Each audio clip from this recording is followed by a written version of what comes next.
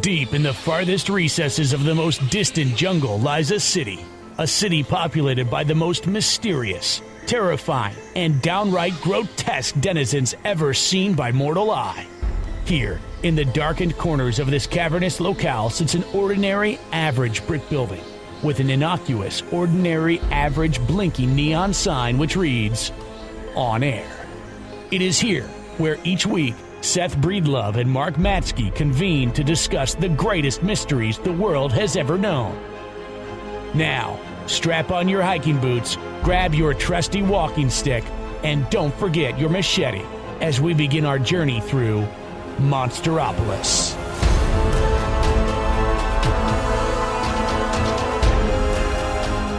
This is Monsteropolis, a show about monsters, anomalies, and legends. I'm one of your hosts. My name is Seth Breedlove.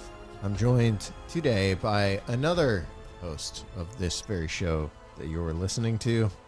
That would be me, Mark Matzke. I also am one of your hosts. Welcome. Welcome. And you can find the show on most podcatchers and on 97.1 FM radio. A quick note, I should have done this last week. If you're a listener of the show and you back the Small Town Monsters Kickstarter, thank you from the bottom of my heart. This is obviously the official podcast of Small Town Monsters, the production company, and you can now find our little Monsteropolis home on the smalltownmonsters.com website, along with Sasquatch, our other show we did for a while about Bigfoot, which some people apparently don't realize is no longer a functioning show and still are trying to tell me to take the crickets out. That is amazing. The show continues to touch lives. Yes, you know, move people to converse with us.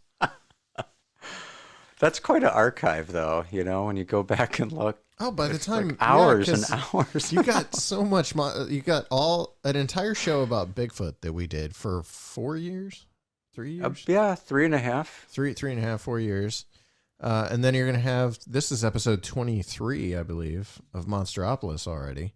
So we're coming up on we're past that, or we're coming up on the half year anniversary episode. That'll be sometime in the next couple months. My goal for this show is to hit 1,000 episodes. So we'll see what happens. But we'll be 70 years old. Yeah. Still talking about let's the face it, unexplained. at this point, it's more than likely. We have a letter today from a listener. Zachariah Barton wrote in. If you want to write in, monsteropolismail@gmail.com is where you can send your questions, comments, concerns about the lack of crickets to monsteropolismail@gmail.com.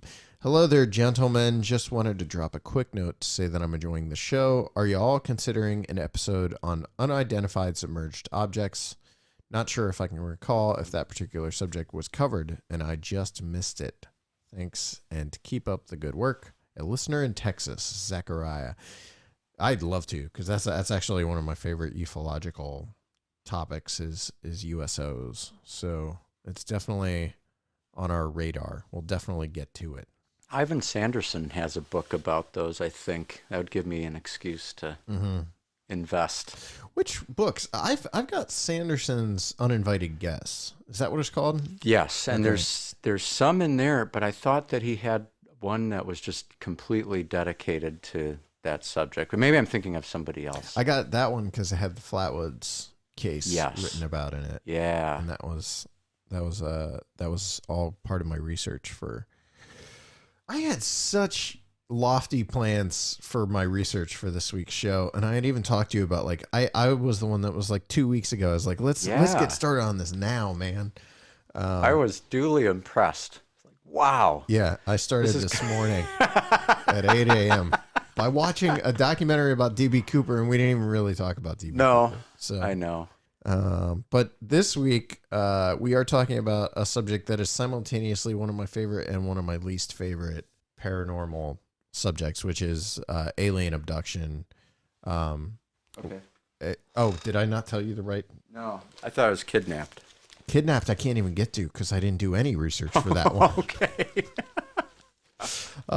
We'll hit kidnapped. Actually, that's probably something Brandon would like to talk about with us. Okay. What do you have? The Dead Sea Scrolls? Yes. Wow. Yeah, I had to translate them, Oh, but cool. here they are. I didn't know there was abduction. Yeah.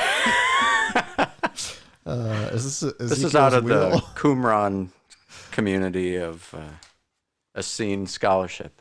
I've got just 4 cases here. Apparently, listeners are going to have to hear my text notifications going off because I can't figure out how to turn that off when I'm in Bluetooth mode on this mixer we got.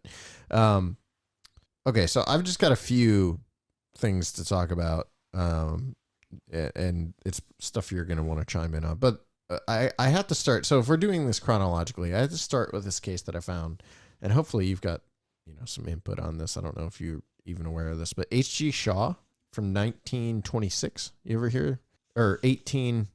Wait a minute. 1896. I was close. No. So this is our mystery airship. Okay.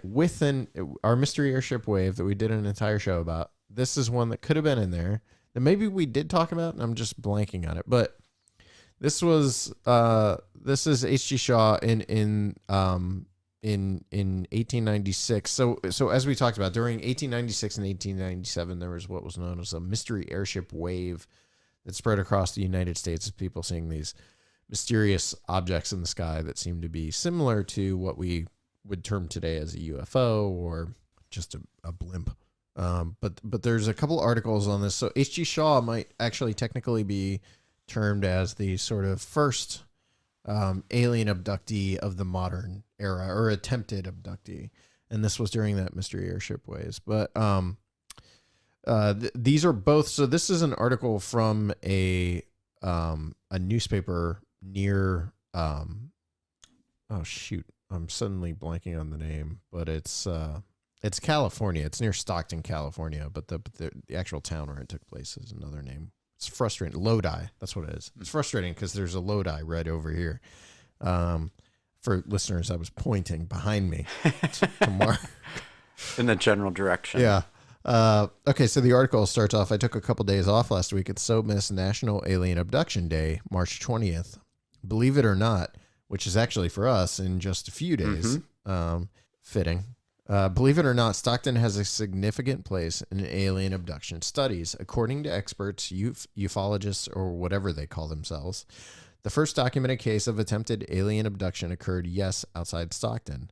The following story is chronicled not only in books such as Alien Contacts and Abductions by Jenny Randles, but also in pioneer Stockton newspapers. The headline read, "Who possibly came from the planet Mars? 3 strange visitors, seen on a country road by Colonel H.G. Shaw and a companion." That was the headline of the Stockton Evening Mail of November 25th, 1896. According to the Mail, this Colonel Shaw, a former editor at the Mail, and a young man named Camille Spooner were these names, I can't. We're riding a horse-drawn buggy back from Lodi. It was dark. We were jogging along quietly when the horse stopped suddenly and gave a snort of terror, Shaw said. Looking up, we beheld 3 strange beings. They resembled humans in many respects, but still were not like anything I had ever seen. They were nearly, or quite, 7 feet high and very slender. These beings wore no clothing, Shaw reported. Instead, they were covered with a natural growth hard to describe. It was not hair, neither was it like feathers, but it was as soft as silk to the touch. Shaw sensed the silken strangers meant no harm. They seemed to take great interest in ourselves, the horse and buggy, and scrutinized everything very carefully. Shaw approached them. Their faces and head were without hair, the ears were very small, and the nose had the appearance of polished ivory, Shaw said. Their mouths were tiny, while the eyes were large and lustrous. Shaw added, they were possessed of a strange and indescribable beauty. Ever the newsman, Shaw asked the aliens where they were from. They seemed not to understand me, but began warbling, expressing it better than talking. Shaw touched one of them. Placing my hand under his elbow, I pressed gently upward, and lo and behold, I lifted him from the ground with scarcely an effort. I should judge that the specific gravity of the creature was less than an ounce. Each alien carried a shoulder bag attached to a nozzle. Every little while, one or the other would place the nozzle on his mouth, at which time I heard a sound of escaping gas. Here's where Stockton entered the annals of alien abduction lore, inaugurated the annals, in fact. One of them, at a signal from one who appeared to be the leader, attempted to lift me, probably with the intention of carrying me away, Shaw said, but the aliens failed. Although I made not the slightest resistance, he could not move me, and finally the three of them tried it without the slightest success. Whipping out egg-shaped lights, some sort of luminous mineral, the beings revealed a startling, immense airship hovering nearby. It was 150 feet in length, at least, though probably not over 20 feet in diameter, pointed at both ends, and outside of a large rudder, there was no visible machinery. Off to the ship they headed, not as you or I walk, but with a swaying motion, their feet only touching the ground at intervals of about 15 feet. Springing 20 feet up to the ship, the aliens whizzed off. It went through the air very rapidly and expanded and contracted with a muscular motion and was soon out of sight. And that is how Stockton became a charter member of the Alien Abduction Club. You ever hear that? I've never heard that I before. had never heard that before today. I was extremely excited to discover this story, especially because it's tied to that mystery airship episode we did, which I actually really enjoyed that topic. We talked about revisiting that at some point in a different context. Well, we're revisiting it here in a way I never would have expected, with like the first attempted abduction by very light aliens. Right. So it's interesting that he tried to lift them first, right? Yeah, he lifted them. He tried to lift and then one of they them. tried to lift him. Yeah. So I don't know. They might be saying this was an attempted human abduction. Right. Like we went to their plane. This guy tried to grab pick us me, up and carry weirdo. us off. They were probably just trying to defend themselves. Yeah, I mean, it suggests a couple things. I mean, that and is a failed attempt. Mm-hmm. So if the other stories are true, maybe they went back to the drawing board and were like, You know what? We need a beam and some probes. Right. We're good. We'll show them. Yeah. Heavy human people. Yeah. Let's go back. That's wild, though. I've never heard. Where was that from? So Stockton, California. The story I was reading Is it the came early from edge the of record. the airship? Yeah, 1896. Mm-hmm. Did I say March or no? I know it was in a November paper, but I thought it said March. Mm-hmm. But yeah, that would be right in line with the mystery airship wave that we did that whole episode on. Yeah, and that's so interesting too. It's unusual in the sense that it involved that sort of. He felt like he was being grabbed to be taken away. Well, because when you get a little bit later into the 20th century, the first wave of interaction is based around common meetings as opposed to abductions. It's a whole contactee versus abductee. like they were attempting to take him. The other thing about it that I thought is really interesting is that the way he describes the ship appearing overhead as they basically press a button, all of a sudden it appears in the sky. Mm-hmm. I can't think of another. That's definitely not in line with any of the other mystery airships. There's nothing where like it's basically transparent. It's got some sort of cloaking device like the Predator ship or something. Right. I mean, typically it seems like a solid object. I mean, people are tying it to the ground with ropes and things. Unfortunately, the incident happened to a newspaper man, and typically when what I'm discovering is that when you've got a report from the 1800s or even the early 1900s that involve a newspaper man claiming to witness something very unusual, it typically seems to be that they're just really trying to get that to get that big money. Oh yeah, the big money, the big newspaper money. The 1800 newspaper money. So with the abduction phenomena, this really moves into the public consciousness beginning about the mid-60s, where the abduction really takes center stage. Before that, and in shows that we've done already, it really kicks off, of course, in the 40s with the flying saucer wave initiated by Kenneth Arnold's sighting. Mm-hmm. And the focus is on, nuts and bolts ships. What are these things? And then relatively rapidly, you get into interaction with, presumably what's driving the ships, and that's the contactee wave, where people are invited to come aboard ships or meet with various alien races. They do so, and it's all voluntary. They go on rides to other worlds in some cases, but there's never a sense that they're being taken against their will. Darren Berger, kind of the perfect example. Yeah. And then, are you going to Betty and Barney? Yes. Okay. I thought that would be that's a good perfect spot. place. Yeah. I have a little sound clip here, actually. So this is slightly creepy, in all honesty. This is from the actual hypnosis session that was conducted with them. This creeped me right out. So if you're a listener who's easily frightened by things, just a warning. Also, the sound quality here is very bad. I found this on the Wikipedia. It was found on Wikipedia, but it's on the Finding UFO YouTube channel. It's where you can find the entire 40 plus minutes of the initial hypnosis session with Betty and Barney Hill, who are claimed to be sort of the first, or one of the first anyway, in the modern era, UFO abductees. Anxious or distressed, but you will remember everything and you will tell me everything. Yes. I think I will stop. I will stop. And I have not stopped. And Betty said, "Look, there's a star moving." And I look and I see a star. It's funny. But I said, "Betty, that's a satellite. We are seeing a satellite." And then I pulled over to the side of the road. And Betty jumped out her side, on her side, with the binoculars. And I got the chain.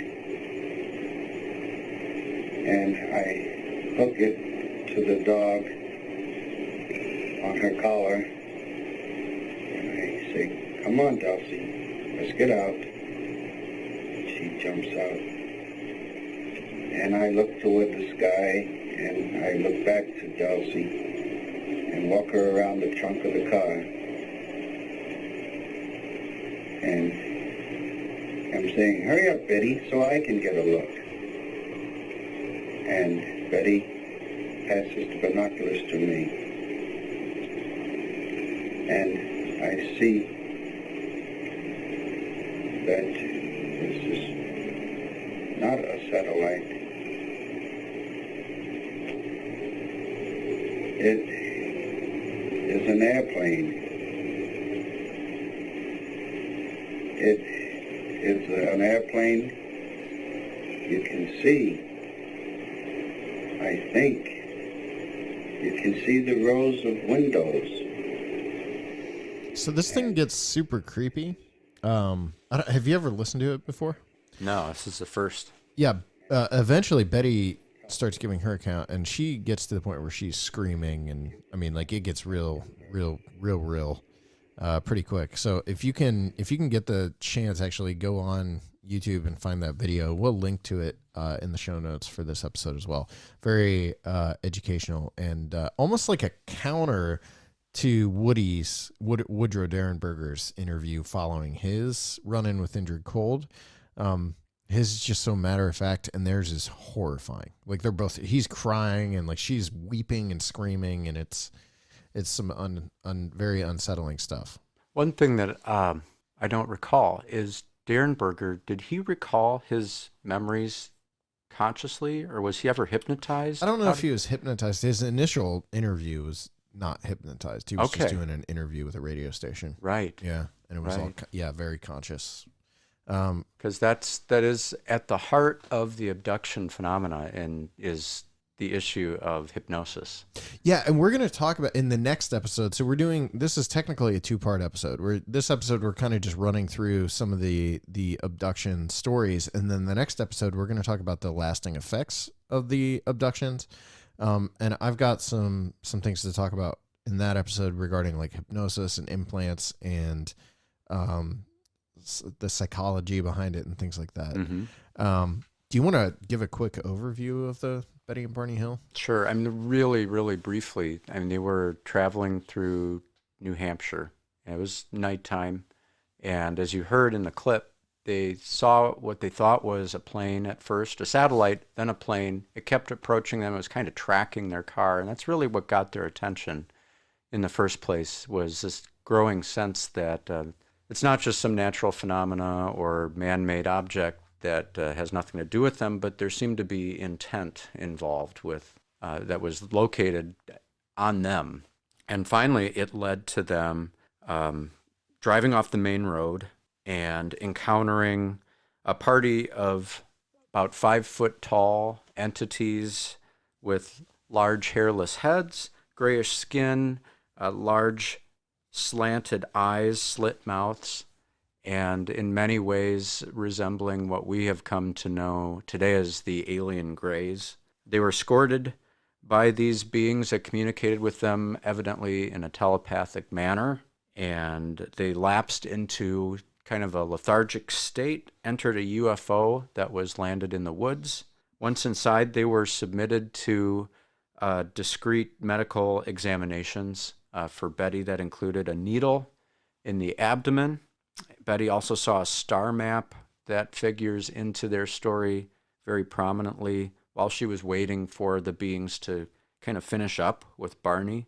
And then they were released with a warning from the leader, the lead alien, to forget. And even as they watched the UFO take off, their memories started to fade.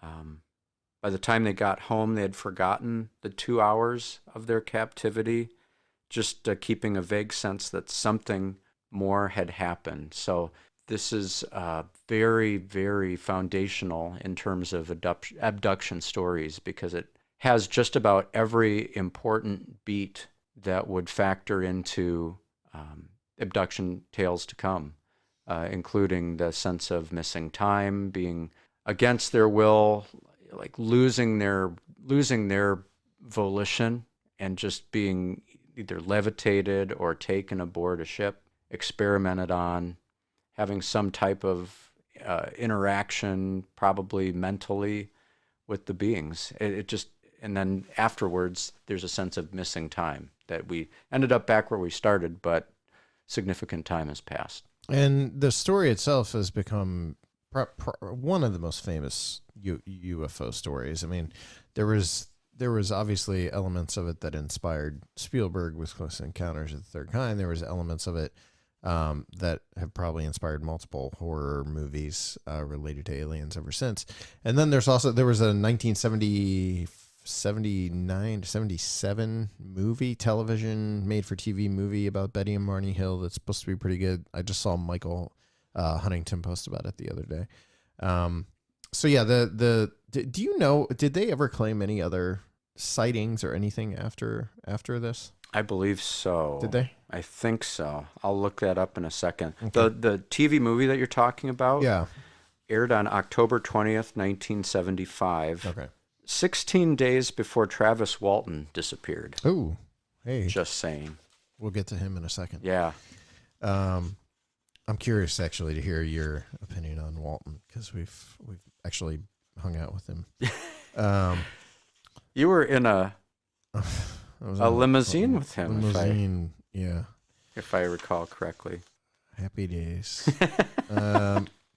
Yeah, the Betty and Barney Hill thing is to me has always been very disturbing. The emotional toll it seemed to take on them seemed to be pretty strong. There were people that examined them at the time who felt they were telling the truth. Of course, they were trying to come up with contrary views than that they were taken by aliens or a UFO. There was this idea that maybe they had sort of a shared dream about their abduction, and that's why so many of their views lined up with one another. But their description of the aliens is very much the alien gray, what we've kind of come to know as an alien, the most classic view of aliens, which is always disturbingly similar to the lamb, we'll talk about that Yeah. eventually. What did you? Well, another feature, and I think what makes their story so compelling, is that their character seems to have been unimpeachable. I mean, these were super... He was super intelligent. Too. They were both... it was a mixed-race couple. I don't know if people always realize that. And they were both highly involved in the civil rights movement. Yeah, this was at a time where that was not common. Right. Yeah. And, just nothing about either of them that seemed like it lent itself at all to confabulation or making up a story for the sake of... I mean, there's nothing for them to gain, it would seem to me, by getting this story out there. As far as their other causes were concerned, it seemed to be harmful. Yeah.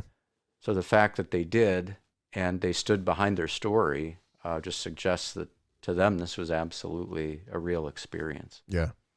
Do we want to talk about Walton? Did you have more about Betty and Barney you wanted to get to? Well, I think one thing that skeptics of the story like to point to is that there was a TV science fiction program that aired sometime around, approximately the same time as the Hill abduction, that gave a somewhat prototypical alien gray portrayal on screen. And some have suggested that the Hill's description of the aliens changed over time, that it could have been subconsciously influenced by the TV show. I don't know what to make of that necessarily. And of course, the other thing is their recollection of the event was, as we heard, largely due to hypnotic regression. And a lot of the skeptical questions about that tend to focus on, was it some sort of shared dream or shared hallucination? Skeptics of the skeptics say, well, that's strange because they don't share exactly in all the details, and they were taken to different parts of the ship. And how do you dream that part of the shared dream? But it just goes around and around, of course, as people put their spin on, their opinion of the story. Points to all the things I find creepy about alien abductions. Similar to this next, so Travis Walton. This is an audio clip from the Larry King, actually, which I found on. He doesn't need that reassurance. On the. They said I hit the ground YouTube's. limp, and they thought it had killed me. So they left. They left. Out of fright too. Yes. Now, what happened to you? What do you remember? I was missing for 5 days and 6 hours before I woke up on the roadway outside of Heber. That's a little town near where this happened. Do you have lots of memories of those 5 days? Not a lot. Actually, less than 20 minutes. It's a very difficult thing to recall. Did you go somewhere with them? Yes, apparently. To? I don't know. Did you take off? I mean, do you remember it taking off? When I was returned, I saw it take off. When you were returned? Obviously, so the most famous sort of, for me anyway, not most famous, but the best UFO movie based on a real event is Fire in the Sky. In my humble opinion, I don't know how you feel. I mean, Close Encounters is drawing from different real events, but it's not directly based on it. And most of the time, like, paranormal movies based on real events aren't great. But Fire in the Sky holds up, and it's I actually watched it for the first time like 2 years ago. Still super creepy, and I really like the lead actor too, the guy from Cutting Edge or whatever that movie is called. But great movie. What Travis Walton? So we were with Travis last year. Last September at IBC, International Bigfoot Conference. Seems like a very nice, quiet guy. Doesn't seem like he's out to, capture a bunch of attention for himself. Seems very reserved, and he's not running around bragging about his UFO abduction case. What is your read on? Well, were you aware of Travis Walton as a kid, like growing up? Is this something you grew up with? Yeah. Were you? Yes. Okay. Yeah. He and that's amazing, that clip that you played with Larry King, because evidently that was recorded before he was hypnotized or started remembering things. Because there he claims to not remember hardly anything, but he would go on to remember a lot. Yeah. About his experiences. My impression of him out in Washington is as much as yours. It's reserved, very quiet. And to me, he almost, and this is probably reading into it, but he seemed haunted in a way. Like he was there with people, but like a step removed. And I don't know if that's just another conference to go to, you know what I mean, from his perspective. Yeah. Or if it was, I don't know, if that he's been so affected by what happened that he's just sort of like looks at reality completely differently. Mm-hmm. But he struck me as somebody who seemed like he was always thinking about something else, I guess. Did you watch the movie when it came out? No, it was much later. I was scared. I didn't want to see it. That's with me. I've always avoided it. Like I said, abductions terrify me. That the idea of something being able to come into your room and take you at any moment, you know, has always been one of the scarier aspects of ufology for me. I like thinking about UFOs in the sky and strange lights and all that stuff, but when you get into the actual like interaction with them, it takes on a different tone for me. And this part of the subject has always scared me more than any of them. Probably we'll get into the reasons why much more in the next episode, but just the idea of something intruding into your space and being able to take you without you doing anything about it has always been terrifying. And it's pretty obvious to me too that this is what took over ufology in the 80s and 90s. I mean, there's always been reports of UFOs and the lights in the skies and the movement of the craft, but, you know, really starting with Betty and Barney Hill, there was a gap in time, and then in the late 70s, it just started to snowball to where in the 80s and 90s, really the field was consumed with abduction cases. And there's similarities to the Bigfoot subject with like interaction and people claiming interaction becoming the thing that's at the forefront rather than trying to actually, you know, like go out and find these things for ourselves. Is that they're finding us and they're taking us and I'm having some sort of relationship with the Bigfoot. It's the same thing with communication, right? I mean, so should we thumbnail the Walton case? Yeah, real quick. Okay. So this was November 5th. Now that we've talked about it for 15 minutes. November 5th, 1975, 6 Arizona woodcutters reported a 7th member of their crew, Travis Walton, had disappeared as he approached a hovering UFO. And as you heard in the clip, for 5 days, he was gone. 5 day search parties failed to locate Walton. Coworkers stuck to their story despite suspicions they had murdered him. That part gets forgotten often. And on the 5th day after his disappearance, a dehydrated and confused Travis Walton reappeared and recounted fragmentary memories of small gray beings with large eyes, tall blonde humans of oddly similar appearance, and this is my favorite part, a vast hangar-like room where several UFOs rested. Several other abductions occurred around the same time. Famous one in Maine that's really creepy. We might be able to talk about at some point. But again, skeptics noted the proximities of Walton's claim to an NBC TV movie based on the Hill case, airing on October 20th, 1975, 16 days before Walton's disappearance. The Moody report surfaced prior to the broadcast. Others that followed it fell under suspicion of being inspired by the movie and the uproar over Walton.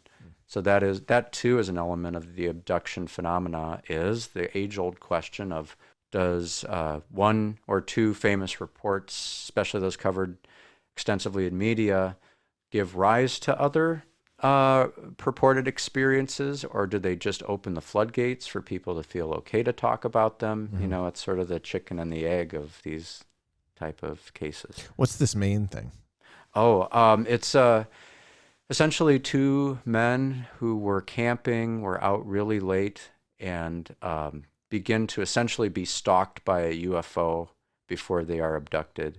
And it just the whole story of them kind of moving, they both get in a pickup truck and they're driving around, and there's this sort of railroad car shaped light that comes down to their level and is like tracking them and through the woods even. It's really... It's pretty startling. And then the fallout of that being that one of the abductees kind of goes on the record about their experiences and the other wants nothing to do with that. And it kind of creates a rift between the two guys. Interesting. Yeah. Yeah, the Walton case is weird too, because it's got such a, well, like you said, similarities to the Betty and Barney Hill case, but this is sort of the prototypical abduction case, because they're experimenting on him and they're running tests and whatever you want to call it, and it's almost torture. It verges on like torture, and it had lasting effects on Travis and on his psyche and all that kind of stuff. So in the next episode, we're going to get into physical effects and psychological effects of purported alien abductions as well. So do you want to wrap us up on abductions? Did you have anything else you wanted to hit No. in your scrolls? Yeah, the scrolls hold much yet to be portrayed. Matzke scrolls. Yes. The spinoff of Monsteropolis. No, but I think the kind of the main point for this episode, I think that it gets the ball rolling, is the idea that abduction cases, as I said before, really became the one thing above everything else in the 80s and 90s. We haven't even talked about Whitley Strieber. And, so that it's funny because I have some notes on him that are in the next episode. It's more of the debunking stuff I've been looking at, but yeah. And I guess the one thing about abductions that you have, anyone trying to explain it, either pro or con, or, there's various schools of thought. You have the materialistic explanation. In other words, this really actually happened. Someone was taken aboard a real life craft and was really experimented on and then taken home. Then you have sort of paranormal explanations. You have then debunkers, obviously. But the main thing is that, and also social psychological explanations. But at the end of it all is the sense that what these people are describing is so uniform that's the key. That's where either you're trying to prove that as true, or you have to explain that away. And that is that people from hugely different walks of life, most of it North America, but also internationally, are having the same experience. They're walking through the same experience of seeing something in the sky. Either they get hit by a beam from it, or it comes down to their level against their will. They're taken aboard the craft. Some type of experiment takes place. There's some level of communication they have with whatever has abducted them. They are then taken back to at least near the place where the encounter began. There appears in most cases to be a mind wipe of some sort that happens, and only later on do memories start to surface, and especially if some type of hypnosis is undergone, do these memories start to resurface in detail. And so the question becomes, if that's really happening, who's doing it and why? If that's not really happening and that's just a psychological or social explanation, why that ritual? Why that progression of events that seem to be so specific and so consistently experienced? And everyone is still left with kind of a huge shrug of the shoulders. As much as abductions were thought to be the key that would unlock ufology, and what are UFOs, we still don't really know. If you like the show, leave us a rating and review on iTunes, Google Play, whatever you're listening on. If we are not on a podcatcher that you like to use, let us know which it is, and we will do our best to get the show up on those avenues. Visit our Facebook page, Twitter, and don't forget to send your letters to monsteropolismail@gmail.com.